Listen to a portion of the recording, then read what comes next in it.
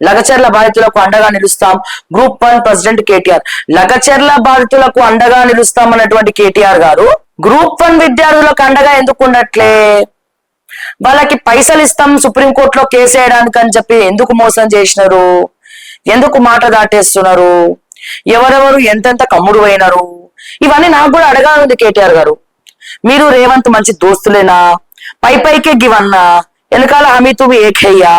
ఇవి కూడా అడగాలి నాకు. సిండికేట్ నడుస్తుందా?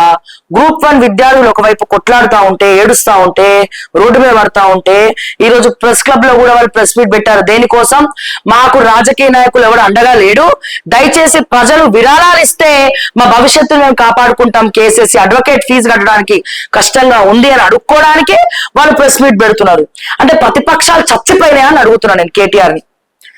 బీఆర్ఎస్ వర్కింగ్ ప్రెసిడెంట్ ప్రతిపక్షాలు ఇటు బీజేపీ కావచ్చు, బీఆర్ఎస్ కావచ్చు, చచ్చిపోయినాయా? మాట్లాడవా? గ్రూప్ 1 తరపున మాట్లాడవా? వాళ్ళ వెంట నిలబడదా?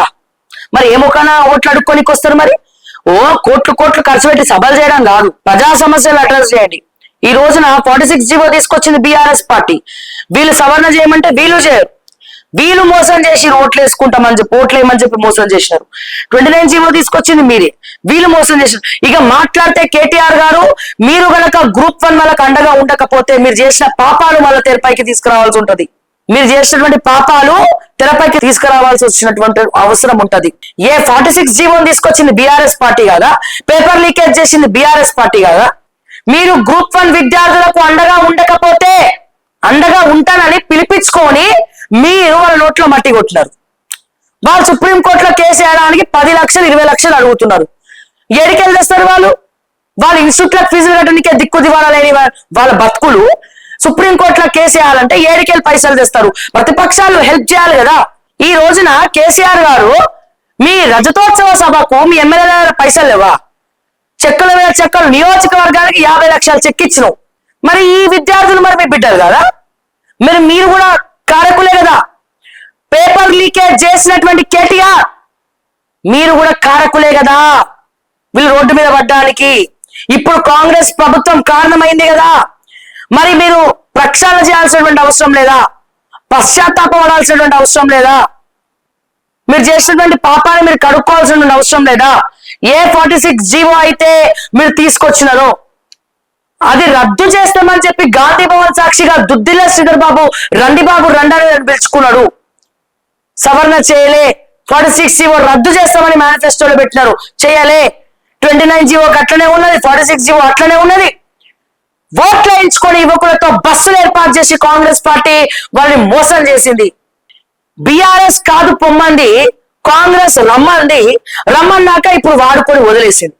మీరు ఇవన్నీ గాలి కొదిలేసి రజతోత్సవ సభలు చేసుకుంటున్నారు. చేసుకోవాలి. ప్రతిపక్షాలు మీ పార్టీలు అన్ని చేసుకోవాలి.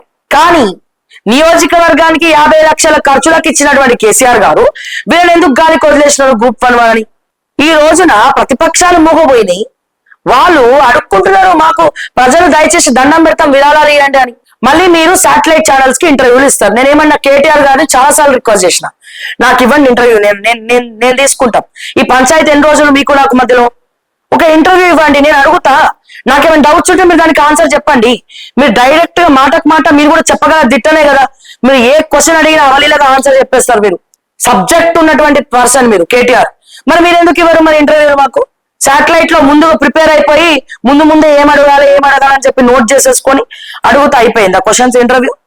మాకు ఇవ్వండి, మాకు ఎందుకు ఇవ్వరు ఇంటర్వ్యూలు? ఎందుకు ఇవ్వరు? ప్రజా సమస్యలను అడ్రస్ చేసే మాలాంటి వాళ్ళకి మీరు ఇంటర్వ్యూలు ఎందుకు ఇవ్వరు? స్ట్రైట్ గా కేటీఆర్ గారిని అడుగుతున్నాను.